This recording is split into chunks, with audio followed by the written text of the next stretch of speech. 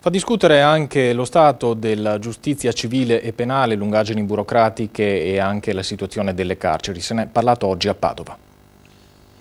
Una richiesta di amnistia per una riforma strutturale del sistema carcerario in Italia. L'hanno presentata i radicali, ma in campo ci sono anche un centinaio di professori di diritto che si appellano al presidente Napolitano. Di come migliorare le cose si è parlato in municipio a Padova. In questo momento l'unica misura, chiamiamola pure in modo, con una brutta parola, misura tampone, in questo momento è l'amnistia.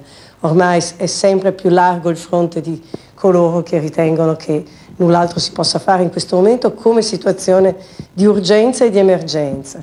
Il carcere rappresenta anche un costo per la collettività e le lungaggini giudiziarie tengono lontani gli investitori dall'estero. Infine spesso i processi non arrivano alla sentenza. Ogni anno circa 200.000 processi vanno in prescrizione. Questo cosa significa? Che la giustizia non è garantita a tutti i cittadini.